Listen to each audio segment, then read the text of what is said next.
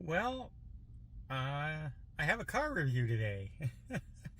Mark couldn't make the movie, and Paul's still on vacation, and to be honest, I think they planned it this way, so I'm the only one who had to see this movie. I think they actually planned it this way. The movie we're talking about this week is Blue Beetle, the latest in DC Universe's movie, and there's really not been a lot of hype over this movie. Probably because most people have no idea who Blue Beetle is. The history, the storyline, anything to do with Blue Beetle, I really didn't know about it neither too much. It just seems like one of those, oh, here comes alien technology, and it's a symbiote, like Venom.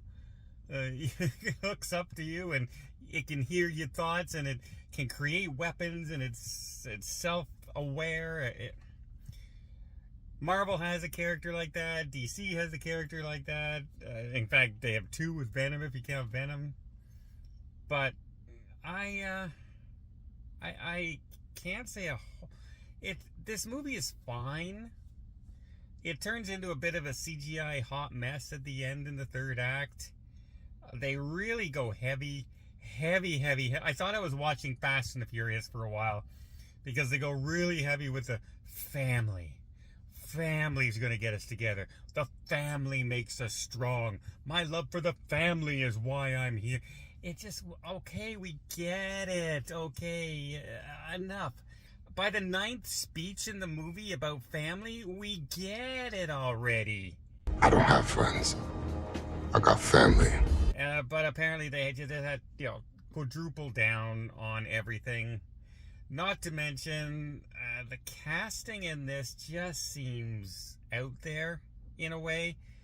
Not so much the main character, but, I mean, George Lopez is in this movie, very famous comedian, and he just seems completely out of place in this movie. He's the goofy uncle who lives with them, and he's also this tech guy all of a sudden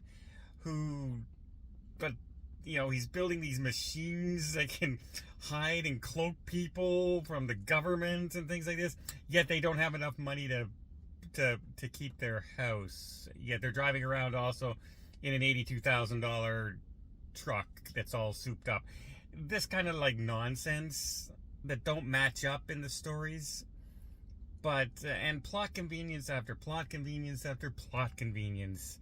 It just, oh man, like, if you could not script a movie to have more plot conveniences in it if you tried. Also, like, George Lopez's character, like, they have this, main character from the evil family, but she's actually a very good person. And her father actually built all this Blue Beetle stuff and everything because he was fascinated with it. So they have this high-tech hovercraft flying vehicle that looks in the shape of a beetle with all this alien technology, etc. And George Lopez's character Rudy just hops in it and suddenly is flying it and zooming it through tunnels and operating it like he's been driving it for decades. And this isn't a sentient being, creature, vehicle or anything like that. It's just a vehicle with a controller. Like, come on. At least have some troubles doing some stuff in the movies. Because in no time was I ever afraid of anything happening to any of the main characters. Lots of side characters get hurt in this story, but the main characters, are nothing really violent happens to them, but this movie just left me bland, very blah.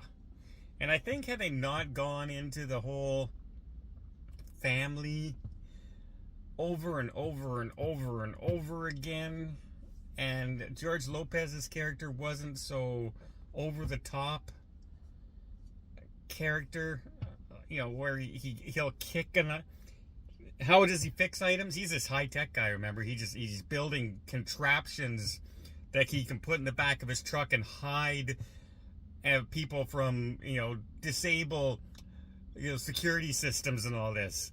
Yet how does he get things to work? Of course he kicks it.